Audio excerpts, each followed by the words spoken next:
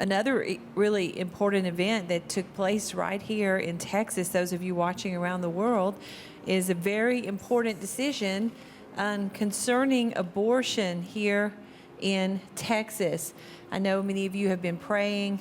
As you look at this little munchkin, you realize how important life is. It's so precious. And I'm so proud of Governor Rick Perry, who's been a guest right here on this program. He's had Joni and me in the governor's mansion. In fact, he took us on a personal tour himself of every room. But he is the one that has led this fight.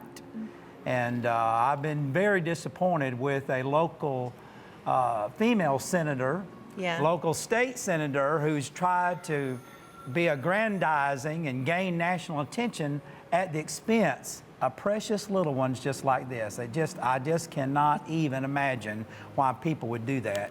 But the good news is that the law has passed in the state of Texas, one of the most stringent abortion laws in America. And Daystar was there at the state capitol on Friday to capture it. So let's go there now and let's watch that together. This is a direct attack on the freedoms and rights of women. I've met hundreds and hundreds of women who've been hurt by legal abortion. The church has no business in women's bodies. It is imperative that we stand for life.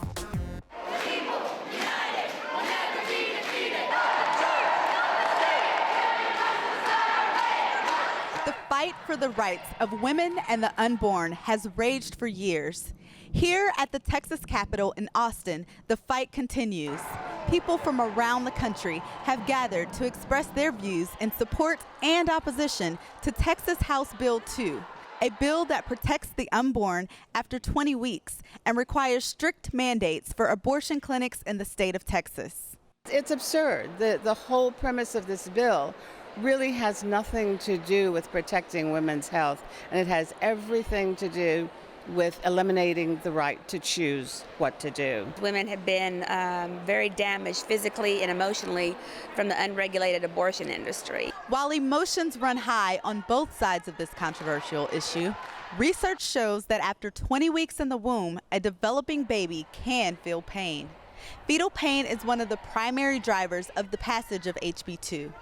Additionally, this bill helps protect mothers by requiring strict operational standards for abortion clinics. The passage of this bill today begs the question, is Texas the tipping point for similar legislation at the federal level? A large state like Texas, and I don't mean just geographically, but population-wise, affirming life really does set in motion to help other states that may be thinking about this to go about the business of doing so. The entire country is watching Texas as usual, and it's going to have a ripple effect as it relates to those legislatures that are majority Republican. They will, in fact, be able to pass legislation. The majority of Texans, the majority of Americans are with us on this. So we hope this will lead other states to take a similar way. In fact, it wouldn't bother me if other states want to offer more protections than we're offering. That would be great. This victory does not represent the end of the battle to protect the unborn. As Christians, we need to stay engaged, stay diligent, and continue the fight to defend the sanctity of life. I would encourage business people and professional people and stay-at-home moms and dads to run for office and stay with their convictions, stand strong, and this nation will be turned around. Our God would move mightily. I mean, he would save this country if he found vehicles, hands, feet, mouths in the church that would stand up, speak up, and get the job done. So now is the time. For Daystar Television, I'm Candace Davis. Well, that was Daystar's own Candace Davis. You saw her on air. And I appreciate Pastor Steve Riggle. I had been following this very closely, but he's the one who called me and encouraged me to help get people there. And the building was packed out, and so we ran crawl messages on Daystar, and then I decided, let's send a crew down there and let's capture it firsthand. You know, and what the bill says is that after 20 weeks, a woman cannot have an abortion. I mean, I've done so many programs on this subject. I have interviewed scores of women who have suffered the pain of abortion.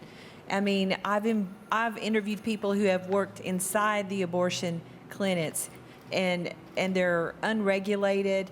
And so what this bill does is bring some regulation and some order to what is, you know, a horrific thing. I mean, abortion is still going to take place, but at least there are some rules that are being applied in this. So it's one step in the right direction. So thank you, all of you that are praying. You need to let your senators and your congressmen, you need to let everyone know here in Texas, those of you that live in Texas, that you support the passing of this bill. So I think that's important for the Christians to stand up. So many times we're just quiet.